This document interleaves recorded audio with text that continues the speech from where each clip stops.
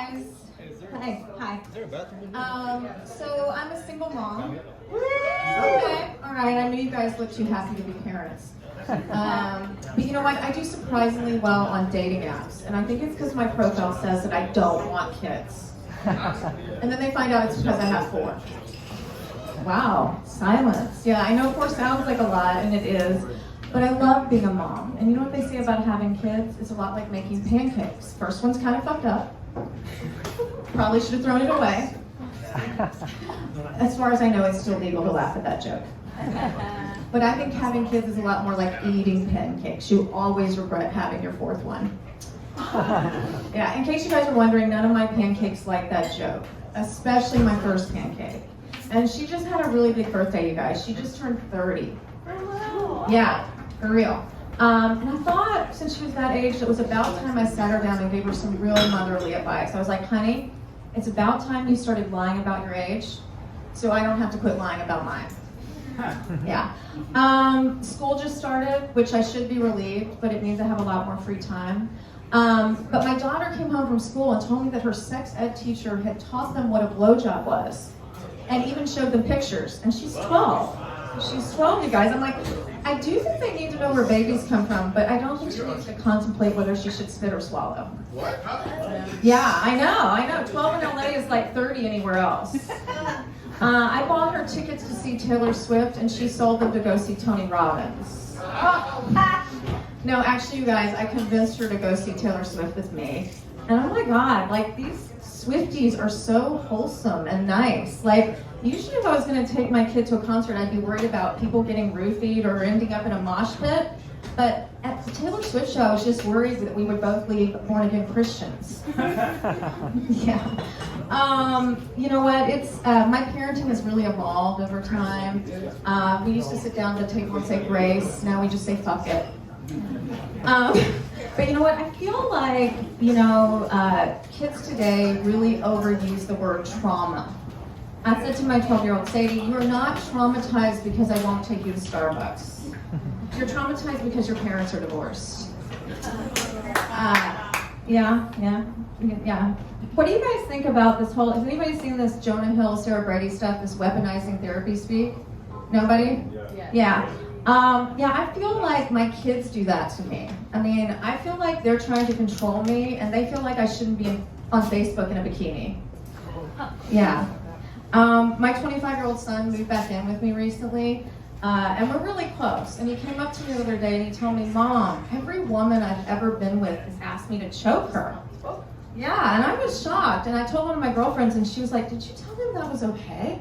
And I was like, the choking part or the telling me about it? Yeah, he also told, I think he overuses the word boundaries. I kind of hate that word. What do you guys think? Yeah, he overuses the word boundaries. He came up to me the other day, and he said to me that he wasn't going to introduce me to anybody he was dating, that was his boundary. And I said, okay, my boundary is if you're going to fuck someone in my house, I get to know their name. There we go, right? Yeah. When I got divorced the last time, my kids and I sort of made an agreement. They were okay with it as long as I didn't date anyone close to their age. And that was all fine, except for they kept getting older and the guys kept getting younger. So I was like, maybe we need to renegotiate this. How about I date whoever I want and you can keep fucking living in my house? Yeah, my family hates that I do stand up. I mean, they wish I would go back to writing children's books. I actually used to write children's books, but I'm like, after doing stand up, what kind of children's book would I write? C-spot fuck? Yeah. I don't know where you put that one on the shelf. Oh, fuck. I've been obsessed with cult documentaries. Any of you guys into those? Yeah? The Vow, Holy Hell, Scientology ones. I think I'm really into them because a couple of years ago I was in a self-help group that turned out to be a cult. In my defense, though, I was at a very low, vulnerable point in my life. It's called a sexless marriage, and I had just gotten bangs. Yeah. And people are always asking me if the cult I was in had a lot of crazy sex stuff, and I'm like, I wish it did. I mean, if I'm going to lose 3 years of my life, I should at least get laid, right?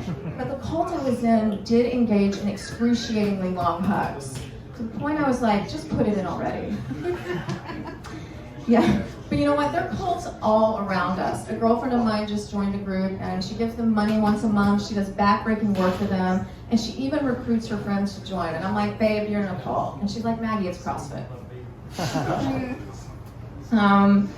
Shit. Where to go from there? I'm not just a mom, you guys. I'm also a dog mom. Any crazy dog people? Yeah. Anybody have a dog birthday party? Yes. Yes? Yes. I haven't gotten there yet, but I did give my Chihuahua a quinceañera. As her adopted mom, I felt like I had to honor her heritage. Yeah. I actually think though my boyfriend is jealous of my dogs because like I home cook their meals, they sleep in my bed, I actually love them. Yeah. But you know what, you guys, I don't just have dogs. I have 3 dogs and 3 cats, so I kind of have like a zoo, right? That's why I don't need a husband. I just have a hot veterinarian who wishes I would stop texting him at 2 in the morning. But since I have all these dogs and cats, I'm like, I kind of have the Brady Bunch of animals, right? And I felt like I should have a theme song. Do you guys want to hear it? Yeah. All right. There was a story about a divorced lady who was bringing up 3 very cuddly dogs. All of them were little bitches, like their mother, the youngest one a cunt.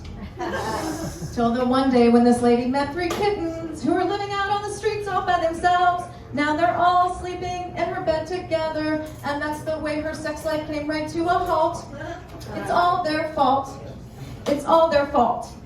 Yes, you guys, I'm just one bad day away from buying a dog stroller. Lord help me. I'm Maggie. Thank you.